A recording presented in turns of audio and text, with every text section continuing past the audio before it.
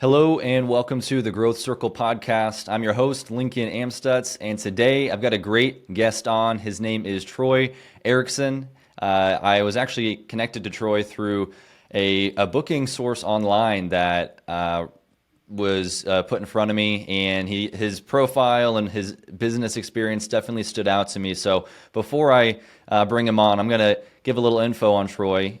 He is the owner of Copywriting.org, Deliverability.com, and emaillistmanagement.com. His company is called Email Paramedic, the leading email list management agency that has generated over $100 million for their clients since 2019 by improving email, copy, and deliverability. He was also ranked as the number 20 copywriter in the world by Traffic Funnels. Troy's a musician, former college baseball player, and lives in Tampa, Florida. So it is without further ado, I will invite Troy on the podcast. Welcome, Troy. Thanks for coming on. Hey, Lincoln, appreciate it, man. Thank you. Yeah, absolutely. Well, you are no stranger to podcast content online, all of that. Looking you up, you've been on quite a bit. So I'm glad we can have a conversation here. And to start off, you've been very successful relatively quickly in the email marketing space, accruing over $100 million for your clients and revenue over the last few years. Can you take us back into how you got started in this space and why you chose to hone in on email marketing over other businesses? Yeah, so the story's actually pretty funny. Back in like 2018, 2019, I was actually a college baseball player. And that's really all I ever want to do with my life since I was a little kid. I just want to be a professional baseball player. I actually had Tommy John surgery in high school, which, kind of like derailed things, but I still made it to college. And in college, I had a mental complication stemming from the surgery, which is called the yips, where basically you lose your like simple abilities to like throw a baseball, and I couldn't throw it accurately anymore. Same thing will happen to like golfers who miss easy putts, things like that. And as a college senior, I'm supposed to be a team leader, but instead I got cut. And at that time, baseball was literally my identity. So it's like taking your identity, crumpling it up, throwing it in the trash. And, thankfully for me, I'd kind of dabbled a little bit in internet marketing, and like I was following a couple people on Snapchat that would give like tips about how to make money on the internet. And one day, one of them was selling a course for $1,000, and I was like, "Hey, I got nothing to lose because I'm in a pretty low spot right now." So I took the course, learned all about Facebook ads. That was my new thing. I just like jumped into it, dedicated my time to it. It's the new thing that I wanted to be really good at. Um, right before college ended, I realized that like, hey, everybody's pushing me to go get a job, but that's the last thing I wanted. So I went up to one of my clients, and we started this little agency, and I started doing Facebook ads for a few different people, and I was like doing okay with it. December of 2019, I really just had two clients, and one of them wanted to fire me. And I was like, wait, hold on, why? I'm looking at the cost per lead here in Facebook. Everything's fine. Nothing's really changed. In fact, I'd argue that it's getting better. And they were like, sorry. And I was like, no, no, no. Tell me what's wrong right now because this is not right. Um, and they're like, okay, fine. So like, we're getting a lot of leads, but our emails are going to spam. So all these leads are not seeing the emails, and we're not making any money off of them. And I was like, all right, so let me figure this out. And I couldn't afford to lose them. So I was like, I'll, figure this out for free until your emails are actually making money again, and then we can go from there. And they were like, all right, fine, we have nothing to lose. So over the course of that summer, basically got their emails out of spam, started sending more emails because they were only doing like one a week, and then just really fixed the content because at the end of the day, it was just too transactional and there was like no reason to choose them. That summer, they went from 13K a month email revenue, and by the end of the summer, they were at 51K a month. So it was almost a 4x. And I realized, like, wow, Wow. this is kind of a blue ocean compared to all the people running Facebook ads. So I just did email full time, called it email list management, which is basically those three things: writing the email, fixing the automations and strategy, and then making sure the email inboxes. And it turns out that a lot more people in my network needed that, and networking was really important for me too. So it's like grew my network, a lot of people needed email, and the rest was history. That's awesome. I love how obviously not an easy time, coming off of an injury there, and like you're saying, everything is changing, and that identity shifts, and you have to find somewhere to focus your energy, and kind of put some new goals in place, and kind of getting led onto this type of marketing.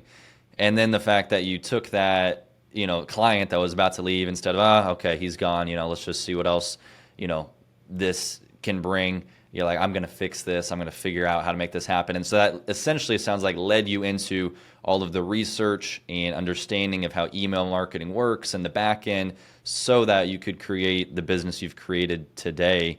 Can you tell us a little bit about what you starting your own email marketing company, like the start of that, what all you provide, like the services that are there? I know you broke it down a little bit in the writing, strategy, getting in the inbox, but what does that look like for you all when you bring on a client today? Yeah, so when we bring on a client, it's really most of the time it's people that have like a warm email list and they just know they're not making enough money off of it. Because like everybody knows the list is important, but not everybody knows like how to actually make money from it or like what the best strategy is in order to do that. So ultimately it just came down to like figuring out the three simple things that help people the most. It's writing more emails, making sure those emails inbox, and creating some kind of automation or strategy so you can try to like get as much recurring revenue and like consistent email revenue that you can every month. So, yeah, it boils down to those three things.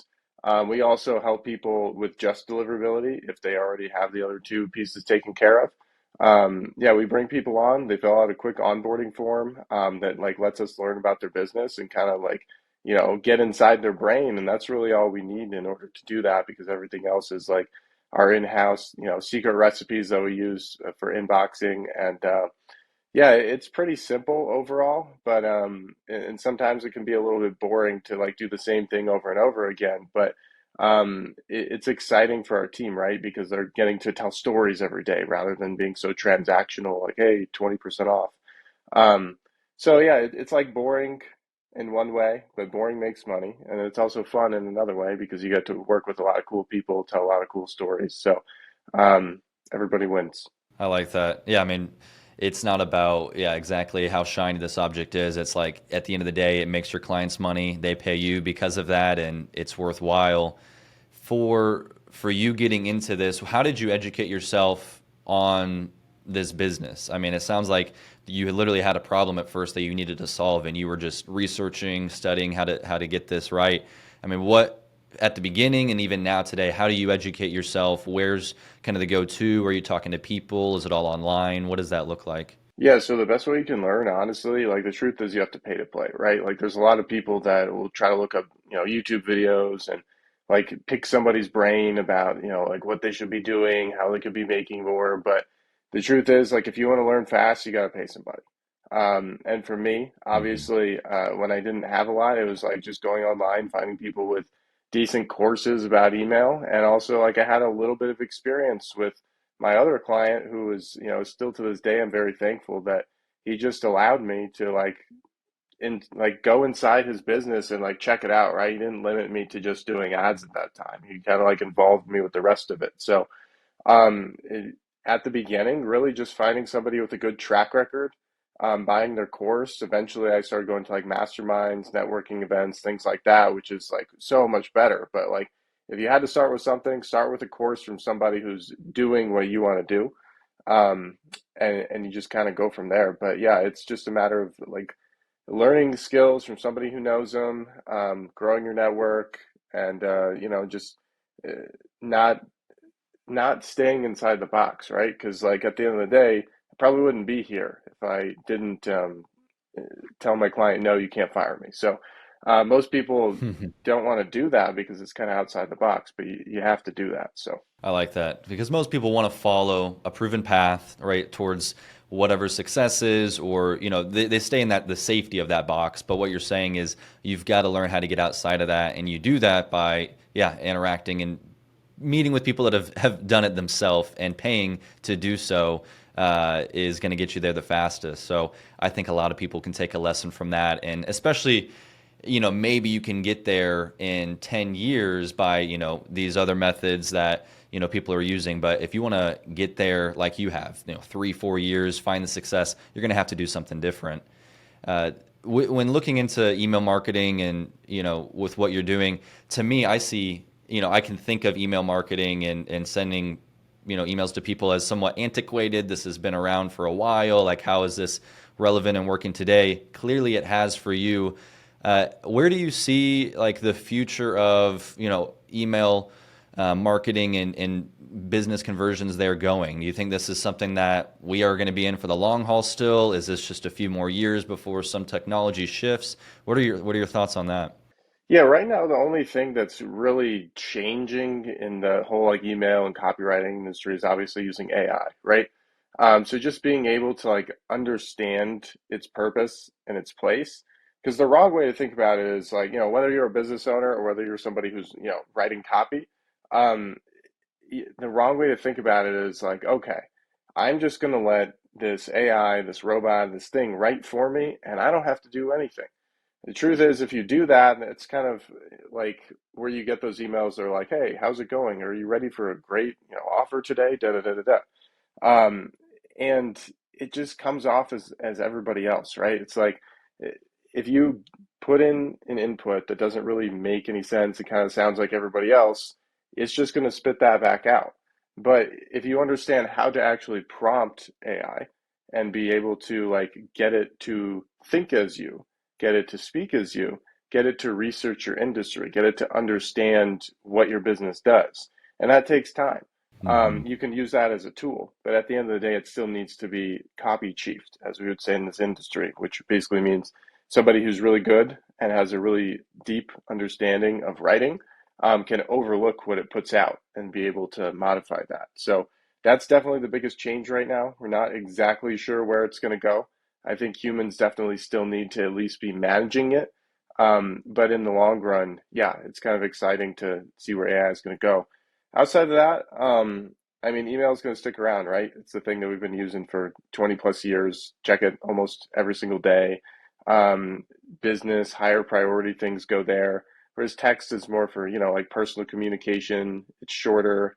And if you look at some of the other shiny objects in the industry right now, like TikTok, for example, it's fun. Don't get me wrong, and there's IG threads and there's all this crazy stuff going on social media, but um, that's like they show your content to very, very few people there. You don't own the list of your followers, but with email you do. So Hmm. it's just one of those things. It's like, people will post all day long on social media until they're blue in the face, but why not email all day long? Because those are leads that you own, and those are the most dedicated people who want to know you more intimately and read stories from you every day. So Hmm. that's just some of the biggest topics going on right now in our industry, and my opinion on all those. And I can imagine for a lot of people, they go immediately to online marketing because, well, Facebook or whoever, they track it easily. I can put in this much money each day, and this is what I get out. And, email, I just don't understand it. It's hard to see, for the time that I put in and such, that return on investment maybe. But going through somebody like yourself who has an agency that does this, you can do the same thing, right? You guys are tracking metrics, like you're paying us this amount to give us this return.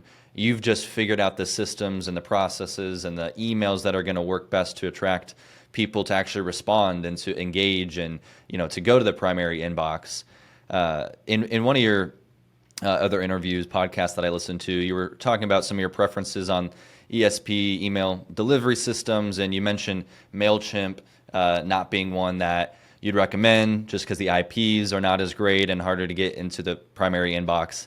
And I'll say that's one that I've used for years now, and with kind of sending out deals to my cash buyers. Can you explain why, first off, maybe that delivery rate, for a system like MailChimp is not going to be as great as some of these other sources, and what those alternatives might be? Yeah, that's a question I get a lot of, like, which software should I use? And my answer is normally like any of them except MailChimp. But the reason for that is simply because, like, MailChimp, it's free, right? And kind of like I said earlier, the best people pay to play.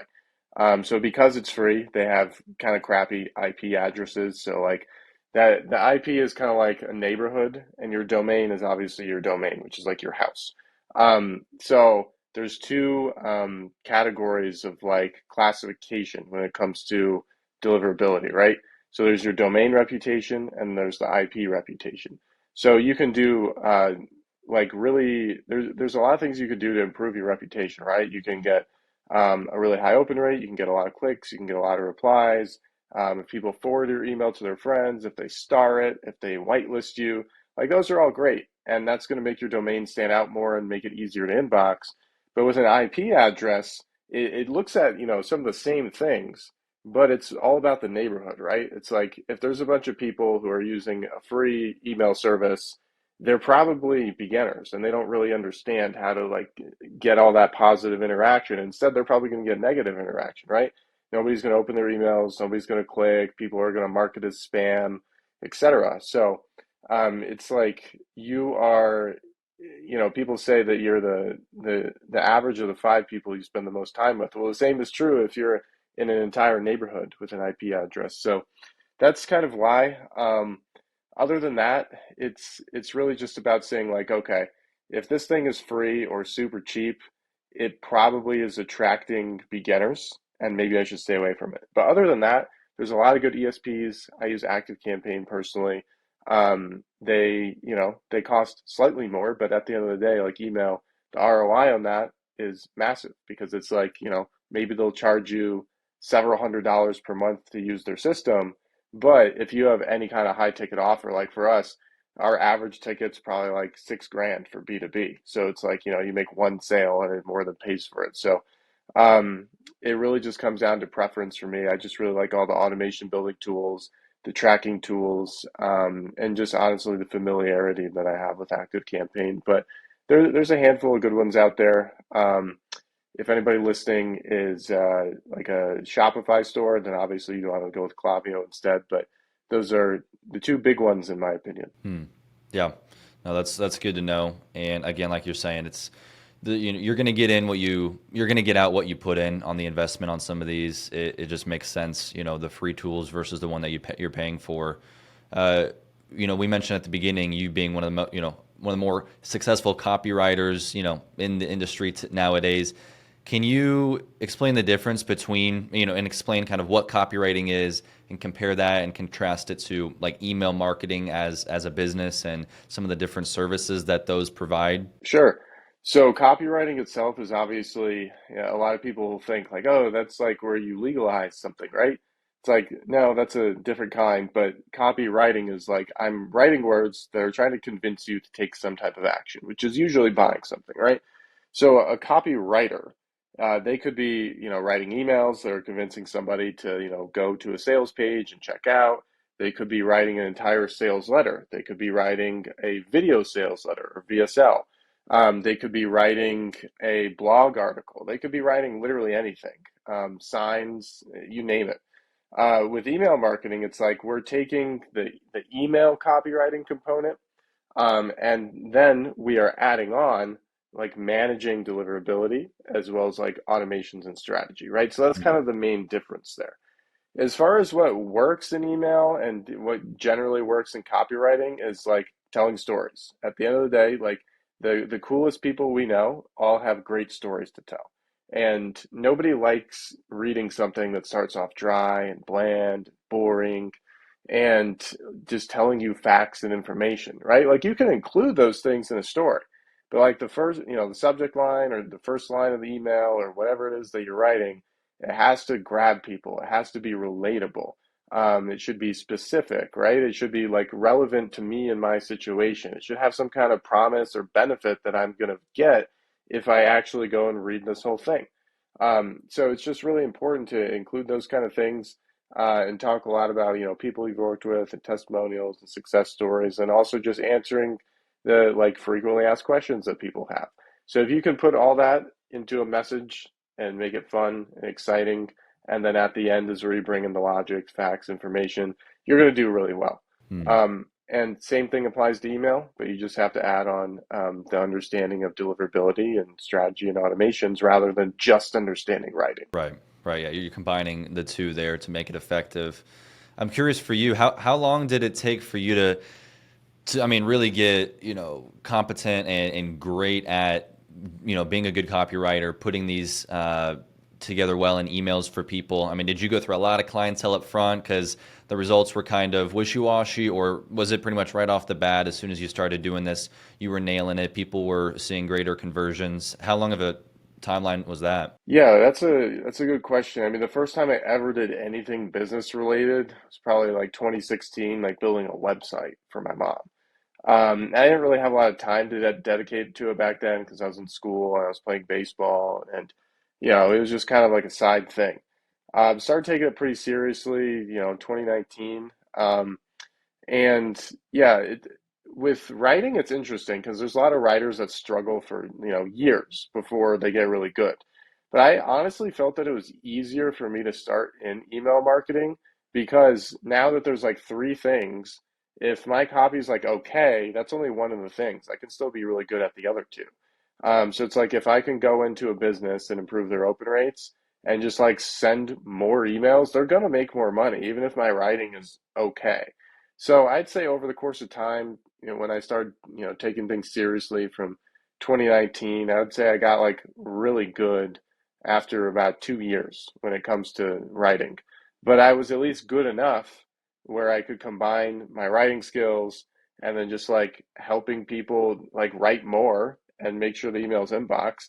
I got good at that, over the course of a summer working with the client that I mentioned earlier. So, um, and the last thing I'll say too that a lot of people miss is just knowing that if you want to be good at writing or email, you shouldn't just look at writing or email. You should, kind of like dive in to an entire business so Hmm. you can see everything that's going on around it, right? Because if I know how to write, but I don't understand like the goal of the business and like what the number one metric is that they want to hit, I just can't succeed that way. So I was thankful that I kind of, at the beginning, I had that one client who kind of like let me, go inside his business and check it out and just kind of like see what was going on in there. So it gave me a better understanding of what I was doing. So yeah, just being able to study other businesses and kind of see what's going on, whether you can actually sign in because they're your client or whether you kind of look at it from the outside, just really understanding the ecosystem, and really understanding everything going on around it. And hey, maybe there's a couple extra skills you can add in addition to writing that you're good at, and it compensates that for you maybe not being the best writer at the beginning. That's true. And the best way that, I'm sure you did that and that other people can is just by getting into it, trial and error, and going for it. And, obviously there's some time to learn and study how it all works, but just taking action on that. I'm kind of curious. So for me, like I said, I'm using MailChimp for some of these things. It's not my main mode of marketing by any means. It's more of, sending out deals to some select investors. But regardless, it's not an area that I've really honed in on and focused, but it's something that, especially through this conversation, I'm finding is beneficial and works. I mean, say I've got a list of, I don't know, 10,000 emails, right? We get data from homeowners in our local market, and usually what we're doing is we're calling these people, we're texting them. But if I've got like 10,000 emails of homeowners in the area, and and you're putting them together, you guys, not me, if you're putting them together, say on whatever campaign, whatever system, to email out and try and get some engagement of, hey, would you sell your house? Do you want an offer on your property? Are you willing to sell? Do you have any idea on something like that? Maybe what sort of response rate that would get, off the bat or over a little bit of time? Is that going to be something pretty low percentage still just because of the nature of what it is? Or is that something you can get decent responses after a few emails? Yeah, so that would be cold email. So we primarily focus on warm, but as far as cold, like Okay. real estate's a great example, right? It's like you're just trying to find leads. And there's all kinds of data sources where you can find homeowners in the area. And text works really well for that too, because it can be short and simple, like, hey, are you looking to sell? And then, wherever the address is. Sometimes people will reply. But as far as email goes, yeah, with cold outreach, it's a whole nother animal, like making sure you don't hit spam, and it's a whole other conversation. But as far as the message itself, yeah, I mean, you're definitely not going, like, your open rate's going to be pretty high on those emails because they don't know you. and they're like, who is this? And they open it and they read it. And at that point, it's like, how many of those people are actually looking to sell? Uh, maybe a quarter of them would be like, all right, let me at least find out kind of what this person's willing to give. How many people are actually interested enough where they're like, okay, yeah, I'll send an email back. You're probably not going to hit over 10%, but it really depends on the messaging, right? So just keeping it short and simple. Um, so like for cold email, you just want to make it feel as personal as possible rather than making people feel like you sent the same message to 1,000 other people. So just being able to be really specific with the area that they live in, right?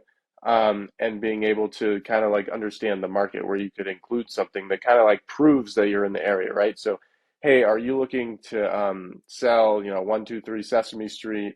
If so, one of your neighbors recently sold their house for XXX. And it kind of shows a little bit of social proof, or you could like name the neighborhood in the text too. So they, or in the text or in the email, etc. And having like a domain name that has to do with the area, or if you're texting, the correct area code, and just making it seem as personal as possible, and kind of having some sort of social proof in there, right? Like maybe the neighbor sold their house, something like that. So those are kind of some of the things that are going to get you more responses. But with cold email, at the end of the day, it's you're just kind of putting a feeler out there, and it's definitely tough to get a ton of responses. As far as warm email, those are people that have opted in for something and they are aware of you, so they're not going to be caught off guard. And you just want to like deliver the thing that they got, the thing that they signed up for, the thing that they bought, whatever it might be. And then just kind of like explain how that thing is going to be really helpful to them, how their life is going to improve, tell stories, testimonials, answer their questions. And some people will buy right away, and some people will buy a week later, a month later, a year later because they're following you. And it's all about know, like, and trust in the long term. And a list is the greatest thing you can build because it's people who are learning to know, like, and trust you. And they're kind of at like the most intimate level of reading from you every day. Whereas, like we talked about earlier, social media, it's tough to have everybody see your posts. And people are usually not as serious if they're not opting in. So that's kind of the difference there Yeah. between the warm and cold. They both work, but it just kind of depends where you're at and if you've built a list of opt-ins or if you're kind of new and you're just kind of putting feelers out there to find deals, for example. Right. No, that makes a lot of sense on that.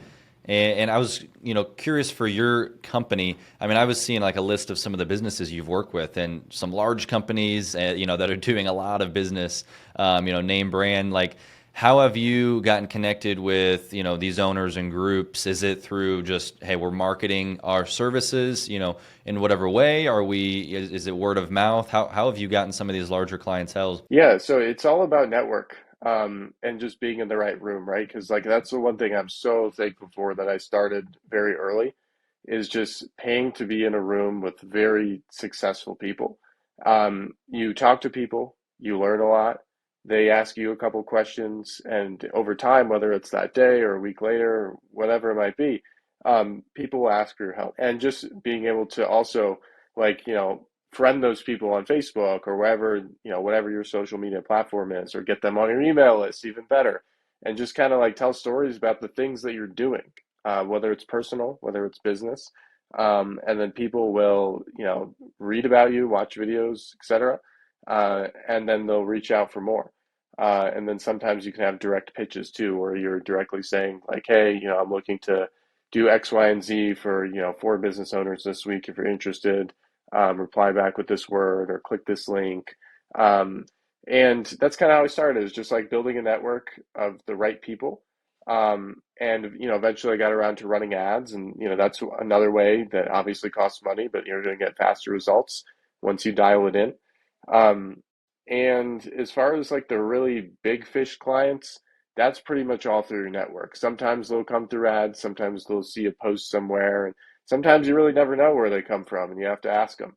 Um, but really, the really big companies, they know people. There's people they trust. There's people that if they say, "Hey, you should do this," they're going to listen. So through your network, there's always people who have wild, huge, big, hairy, ambitious connections that you don't know about. So just being able to really demonstrate your expertise and personality, whether it's via email or online in any way, and just being able to meet people whenever you can at events. Eventually, you'll get a message, an email, a text that says like, "Hey, I want to connect you with so and so. They need help with email." and Hmm. or they need help with whatever it is that you do, and that's kind of how you close those big fish. And sometimes you never really see it coming, but it's a result of you just putting yourself out there. Yeah, I like that. And how much has social media helped in gaining new clientele, or are you putting much time and focus on that as a means to get new business for your copywriting, your email marketing, or is that more so just kind of getting your name out there and bringing light to email marketing as a business in general, or how are you utilizing that, social media? Yeah, it's a mix. I still think Facebook's a really good spot. That's where I started, and there, groups and communities, especially the internet marketing community, is like really big on Facebook, and I'm so glad I started there. So yeah, we 100% get clients from there. It's just another way for people to kind of like follow along with what I'm doing. And some people, yeah, they sign up to be clients, and some people, we have some education programs as well. They'll sign up for those. My Instagram, for example, Instagram's a different demographic, so I mostly like educate people there that they can make money with email. And we, produce content that's along those lines, whereas Facebook is more for business owners. Um, there's a lot of networks too, and like obviously podcasts are great. There's a lot of different ways you can connect with a lot of different people. It's just about understanding like the demographic of each area, of each network, and not talking to them all in the same way, but just really knowing like, hey, what's my goal here? Hmm. Like, what kind of people am I talking to? What would help them the most? And how can I have an offer for those people that's going to help them so much that they believe in so much that they would pay me for it? Hmm. So yeah. I like that.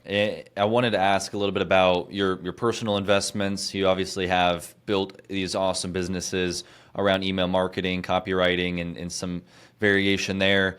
For me, I'm in real estate investing. Not only like my cash flow business is this real estate flipping, wholesaling, and then the long term investment is also real estate, kind of in the same industry. For you, are you pretty much 100% in on the email marketing business, and that's kind of the future you see is just building up these businesses, or do you have some investment in real estate, stocks? Kind of what are you involved in there? Yeah, I love that question, because a lot of people, they'll make their first taste of money and then they don't know what to do with it. But thankfully, I've been in the right rooms and learned from a lot of smart people. So really, anytime that my business has a surplus of cash, I know that I can't let it sit there for too long.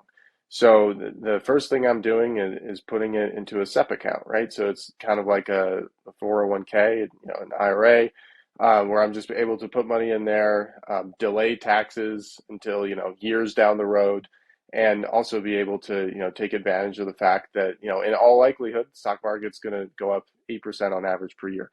So that's great, really easy, doesn't take any time. I do have a couple of properties as well, just to diversify and yeah, build long-term wealth and equity. One of them I bought a couple of years back, so that one's doing great. Another one bought more recently, so it's like it's just one of those things that's like, all right, this is going to save me some money on taxes, and I'm going to hold it for a long time. And in the long run, it's going to do great. But right now, everything's just so flat and stagnant. Also invested in a couple different companies. I've invested in one of my own software assets that I acquired to help my main business. Hmm. So there's all kinds of things that you can do. At the beginning, it's like, gosh, just putting money in the market is so simple. Real estate, definitely more barriers to entry, more learning. So that's been super fun. And then just acquiring, assets for my main business is uh, it that one I'm super excited about. It's obviously high risk, high reward. So I haven't started that until recently, now that I've gained a lot of confidence. So that's kind of what I'm doing. Some things are a little safer, some things are riskier, but higher reward. But I'm pretty diversified, and I try not to buy too many fun toys and liabilities. So that's kind of the summary. Yeah, no, I like that and that's, it's smart, right? You've got your active business that you're working on growing, and that's the main cash cow that's producing you the income, but to peel off some of that, those earnings and put them into the long-term 401ks, the stocks, the real estate, I think it just makes sense, right? Those proven long-term investment strategies that, you're going to see a return on. I'm wondering for you, younger guy finding success at this point. Are you the kind of guy that's like, hey, I'm just working to get like my time fully back, have this business set up, and just kind of step out and just move on, do something different, in or out of business? Or do you really see yourself taking your current companies or maybe new companies, to a massive, corporation in the future that you want to be working on until you're 50, 60, 70? I mean, do you have kind of a goals in mind as far as how involved you want to be through the years in business? Gosh, that's a tough one. I still don't think too many years into the future. Like I know I'm making wise investments for the future, but as far as what my life looks like in 5 to 10 years, that's definitely a tough question. It's like when I started out, it was, all I knew was my main business. And I still really enjoy it and I want to stay in it for a long time. But still just being able to acquire like similar assets and build the empire as high as it can go. But I've also realized that it's important uh, to have more time, right? Because I can't get that back. But like, money is like secondary to time. It's not even close in my opinion anymore. So yeah, I've been hiring a lot of people on my team, and I love my team, and they help me a ton.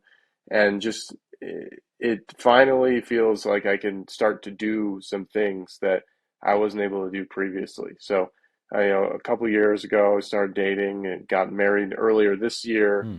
I've been able to finally get back into working out again, starting to pick up my guitar again, and just like do some more things that I enjoy. So it's like really I'm just delegating a lot of things. But when I do work, which is still quite a bit, not as much as I used to, but it's uh, it's stuff that I really enjoy, and just kind of emphasizing like, hey, when I'm working, I better enjoy it. And sometimes, yeah, there's things that suck that you have to do, but overall, I just want to really enjoy what I do and not be stuck doing something that I hate. So it's definitely been a mix of a big learning process to go from working all day to like still working hard when I am working and still having a personal life. Yeah, that's awesome because you've put in, seemingly, several years of just the grunt work, the grind of figuring this out, maybe doing some of the aspects of the business that, you weren't the biggest fan of, or maybe it's not the things that you enjoyed the most, but you knew that, at the forefront of starting a business, you've got to wear all the hats, you've got to figure out all the systems and processes, and now you can kind of choose, okay, what do I want to be involved in? What am I going to delegate?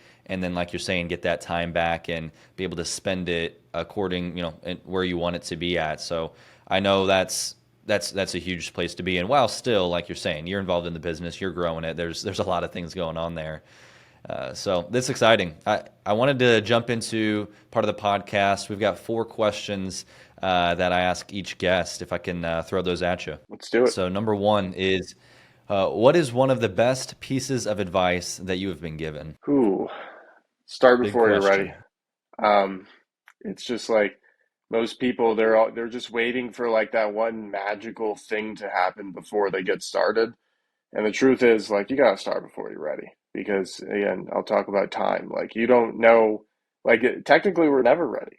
Like, there's always something that could be better, could be more ideal. So, you just gotta dive in and look into things that you might want to do, learn from smart people, and just like be hands-on as soon as you can. Right, right. I like that. It's you just got to go for it and take those steps to learn what you don't know until you're in it. Number two is, what is one of your favorite business books? Recently, I read The One Thing, and it just talks a lot about how, like, in every aspect of your life that you want to be good at, there's one thing that's going to move the needle more than anything else. Everything else can be delegated or it can be done, later, maybe at night. But like first thing in the morning, you wake up, you got to use your energy to focus on that one thing that's actually going to move the needle.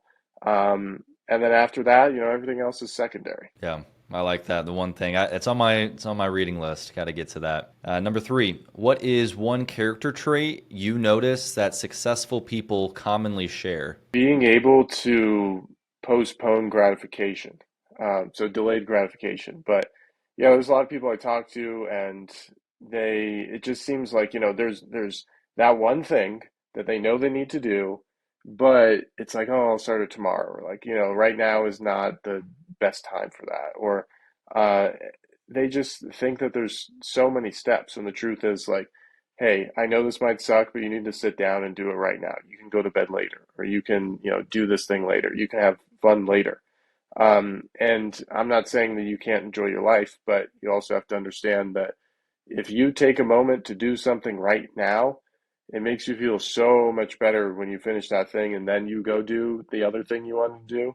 But most people, they just like the tolerance for like sitting down and getting the job done is just not there. Hmm. I like that. That's a huge, huge component that a lot of people need to hear and implement. That sets you apart. Yeah. And then the last one, number 4, is simply where can people connect with you? Definitely make mention of, even for your services in the marketing space, but even in general, just reaching out. Where can people connect with you, Troy? Yeah, the easiest way would be faqemail.com. So if you go there, I'll give you a free list of literally all the most common questions I get about email marketing, plus the answers. Um, and then obviously you'll get emails from me because you'll be on my list, and then you can just reply to any of those emails and be like, "Hey, I heard you on a podcast. Kind of interested in what you can help us with email," and then we can go from there, set up a time to chat. But yeah, faqemail.com is definitely the easiest place. Absolutely. Well, hey, this has been really good. I've learned a lot about, email just in this conversation, things I'm going to be thinking about for my own business and to utilize. So, yeah, thank you for coming on, Troy, taking the time. It's been a good conversation. Thank you, Lincoln. I appreciate it. Yeah.